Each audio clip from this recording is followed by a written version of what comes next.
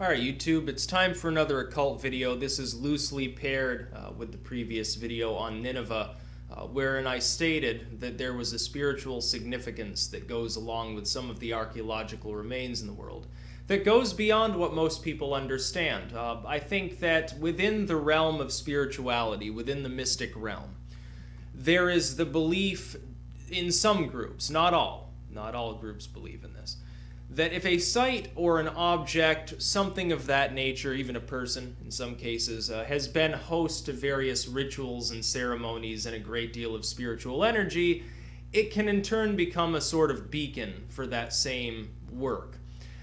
When ISIS attacks the walls of Nineveh, what they are doing, from that occult perspective anyway, is unleashing a great deal of ambient energy that has been stored up over 2,000 years ago and has continued to fester therein, which may be quite malevolent in terms of those actually causing harm to these remains. In essence, would be cursed. In layman's terms, I guess that's the only way that you could possibly explain the phenomenon. The same is true of any of these other places, like Stonehenge, which also has its own outer wooden henges that nobody wants to talk about outside of, fringe archaeology. Some of these tomb remnants scattered across the world.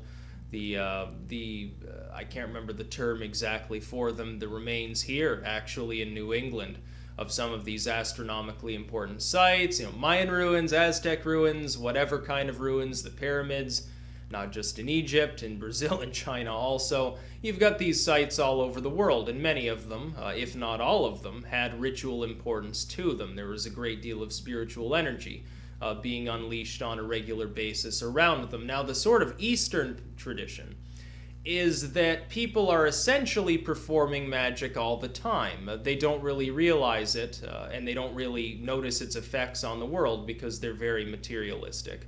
And so essentially their thoughts and words and sort of their ideation behind their actions directly inform this spiritual realm. It's part of their karmic process and things of that nature. Now, I'm not a full believer in all of the karma stuff. But even in the Western tradition, you have, for instance, when people talk of paranormal activity, it's linked to something that happened in that location, typically, some time ago. Somebody died there, something traumatic happened there, there was something else weird going on there were witches there were vampires there or whatever.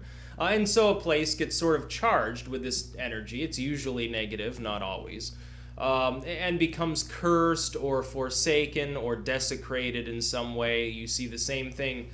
People say, well, this dollhouse is haunted, that book is haunted, this sword is haunted, this car is haunted in some way. And they talk about these things, and that's the result, generally, of some psychological or strictly occult force that has been at work in proximity, or has been the target of occult workings on that specific object. Or this place, or the automobile, or the book, or anything else. These ruins, though, are far older. The energy is still there. There are some ruins in India. I can't remember. I think they're outside of Pune, if I remember correctly. I'm not exactly sure. It's supposedly like a city of ghosts, and like nobody goes there, essentially, because they're terrified of these ruins. That are said to be absolutely haunted and absolutely demonic and forsaken, and they essentially, they try to leave the area alone whenever possible, and if they do go in, it's certainly during the day. They're not going to go there at night. Now, I don't personally have a fear of such things, because I don't regard that malevolency as necessarily an objective malevolency. I believe, in my own practice, I believe that if a person understands these concepts, they can guard themselves from them. It doesn't even require any elaborate ceremonialism. It just requires the correct state of mind and frame of mind. That's my belief. That's just my own practice. I know that I'm probably in the minority on that. But when ISIS or any of these other groups attack these old tombs and walls and other structures out there, they're essentially stirring the pot on this energy that's laying dormant out somewhere in the desert or in the hills for 2,000 years. And it can't be good. The result, if you assume there's any spirituality at all, or if you assume that some theoretical physics are correct, because that ties in as well when you're talking about some of these weird things about frequencies, upper and lower dimensions, all of these sort of models and mathematic systems that they speak of. It doesn't even need to be spiritual. It can just be some sort of weird scientific anomaly that happens at these locations. And where there are anomalies, those areas are usually said to be cursed too, even if there's never been any ritualism. So I guess I can keep an open mind on sort of the quantum physics standpoint of it. When they do go into these areas with malevolent intent, they're essentially, according to these spiritual systems, they're reaping bad things upon themselves. Not really their soul, but their actual physical forms get cursed in the process of doing so. I'm not sure if they're aware of this. I'm sure that their belief is, well, Allah wants us to kill people and destroy pagan ruins, so it's okay. Allah will protect us. Of course, ignoring the fact that Allah is actually a pagan lunar deity. None of them seem to understand this. I try to tell this to Muslims sometimes, even like moderate Muslims that don't want to behead me. And they never believe a word I say. They always start talking about how the Quran's infallible or some bullshit like that, which is just nonsense. It's exactly the same as the claims made by the Mormons, and nobody cares, least of all me. But essentially within the occult, yes, a location can become host to a malevolent, energetic force, or it doesn't have to be malevolent, although it often is. I think part of that is people tend to dwell in negativity. So they're going to notice the forsaken, cursed land where all the trees are bare and all the stones are withered and covered in ivy and moss, and there's graves and ravens and stuff. People are going to notice that more than they're going to notice an area of positive energy, unless they think very positively anyway and they're like a total hippie or something, and then they go wander off and frolic with the rabbits and the squirrels, in the meadow somewhere, and pick flowers or water the flowers. Maybe they don't believe in picking them because they're reproductive organs.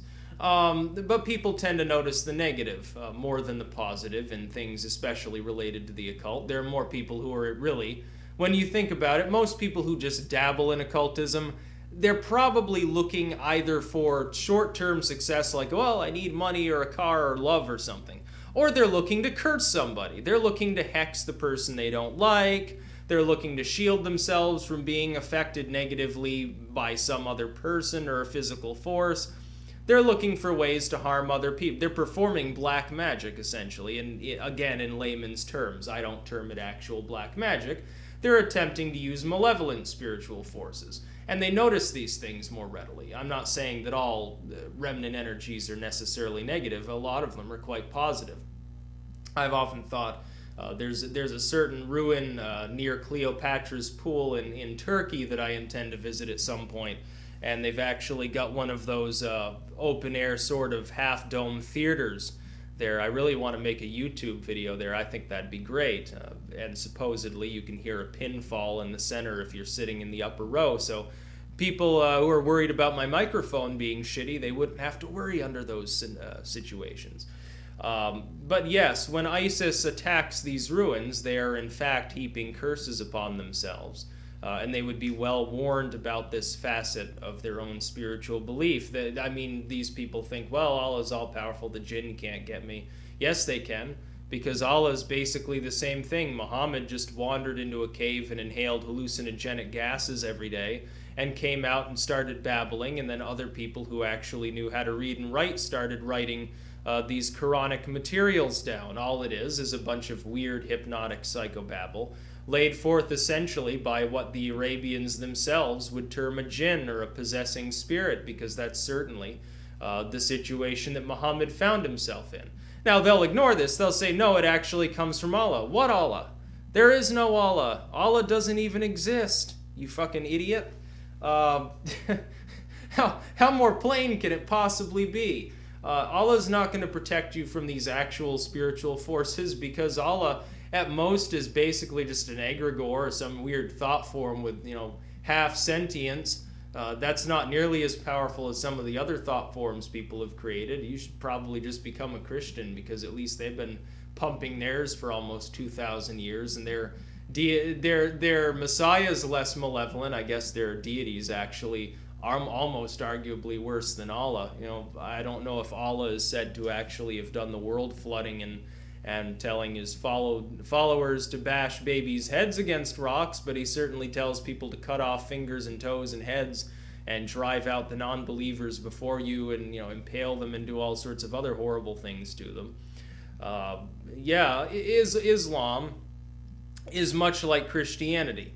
It's very large, but it is spiritually weak, and when it messes with these sort of forces that it doesn't really understand because it has this weird, static, unchanging, and inauthentic view of occult forces, it really runs the risk of doing great harm to itself. The Christians did the same thing. I'm actually writing a book now, and I mentioned it briefly before because I was talking about like dimensions and things, but I'll mention something else. In the 1980s, and Nicholas Schreck actually said this and was very wise in doing so, he pointed out that Christianity was actually about to collapse utterly because it began to embrace that which it had previously fought against. That is, televangelism became a form of entertainment.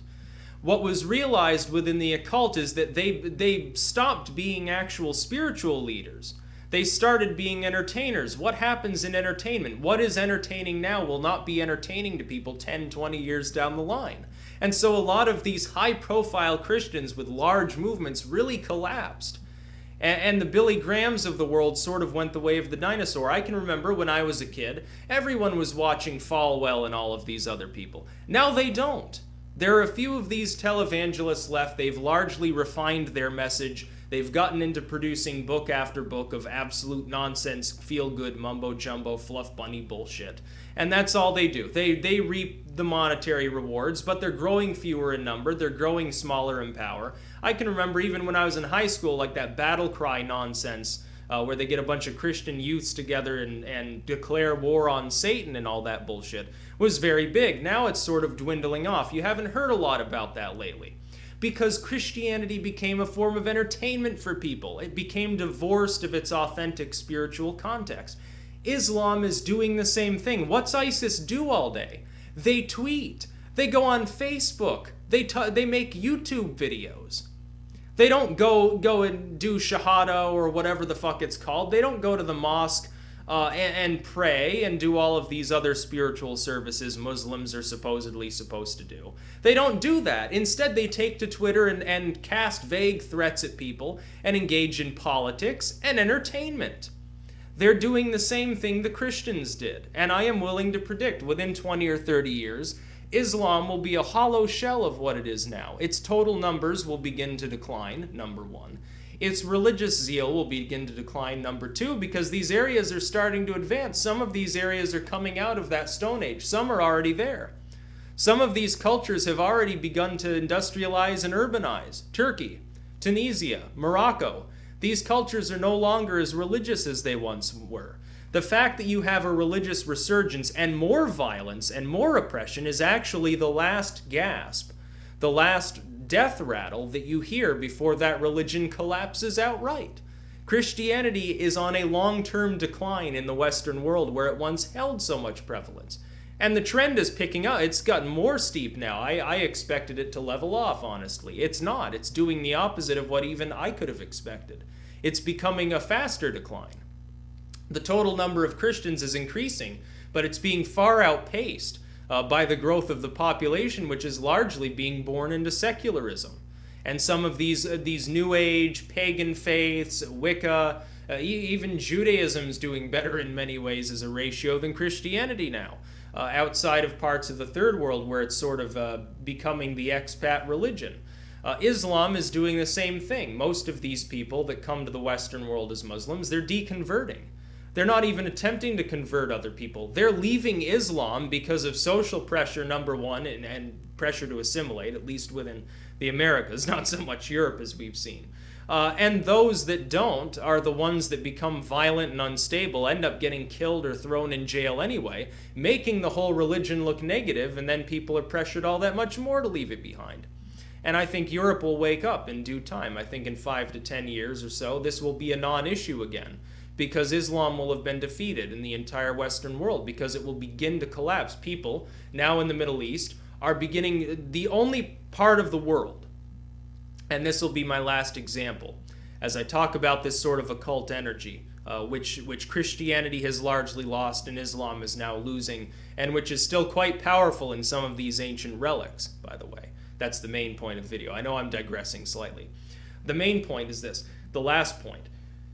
In the Middle East, it is the one part of the world where drinking is becoming more common. The number of drinks being drunk by people and the number of people who drink regularly has skyrocketed in the Middle East. In the Islamic world, where it is banned outright in many of these countries. In every other part of the world, it's declining. Even the Russians now are giving up the booze. Even the Irish and Germans are declining in their consumption of alcohol. The Americas have been declining in the same sense for the last few decades. But the Middle East is drinking like a fish at this point. People are going to clubs and bars and hooking up before they get married and going to listen to rock music and stuff. It's killing off religious Islam. That is why these militants are rising. Because they're used to traditional Islam. They look at their culture, they see that Islam is dying off because they see all the liberal and moderate Muslims, all these youths, all they want to do is party all day. My goodness, where's Allah to save us from this horrible degeneracy? And they see that, and that's why they go off and start fighting people. That's why they start destabilizing things. And if you look at some of these other countries, you look at Jordan, for instance, this has not been largely a problem. People continue to drink and party and not really care about these militant groups so much. But yes, these ruins and monuments and so forth that are being targeted by these militants, much like when Christians target things of occult importance within the Western world, they do have that remnant energy. You can explain it any way you want. You can say, well, it's pure witchery, or you can say it's some metaphysical weird mumbo jumbo, or you can say, oh, it's quantum physics. It's actually science as yet not quite understood. It doesn't matter what explanation you give it. They do have the remnant energy about them. Anyone who's actually gone to any sites of archaeological importance that were once used as spiritual sites, I myself have, can understand the effect that they can have on people. It doesn't even need to be an impressive ruin.